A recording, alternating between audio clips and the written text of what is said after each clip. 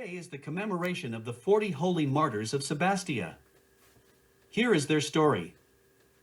In the year 313, Saint Constantine the Great issued an edict granting Christians religious freedom and officially recognizing Christianity as equal with paganism under the law.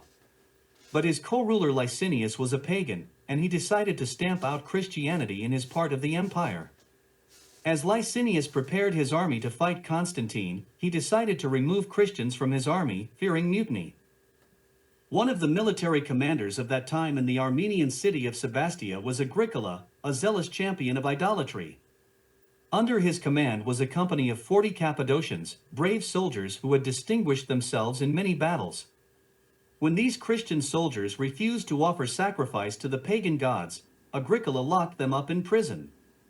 The soldiers occupied themselves with prayer and psalmody, and during the night they heard a voice saying, "Persevere until the end, then you shall be saved." On the following morning, the soldiers were again taken to Agricola. This time the pagan tried flattery.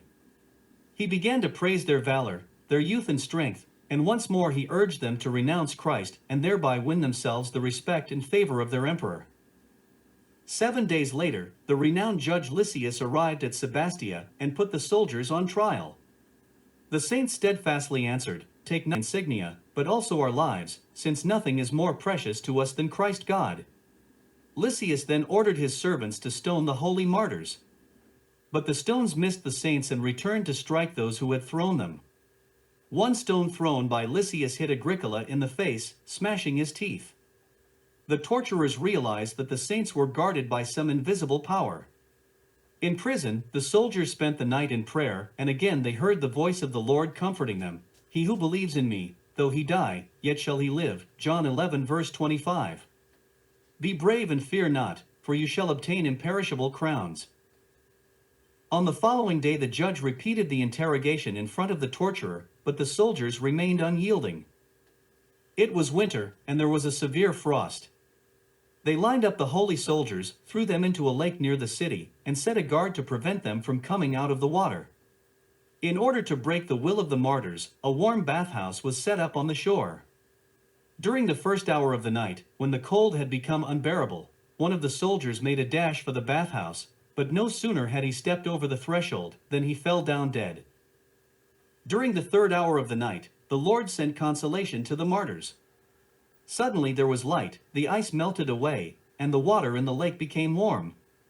All the guards were asleep, except for Aglaeus, who was keeping watch. Looking at the lake he saw that a radiant crown had appeared over the head of each martyr.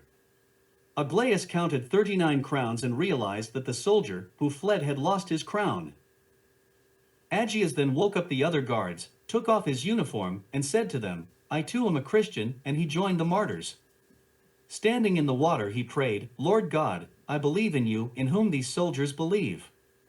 Add me to their number, and make me worthy to suffer with your servants." Then a 40th crown appeared over his head. In the morning, the torturers saw with surprise that the martyrs were still alive, and their guard Aglaeus was glorifying Christ together with them.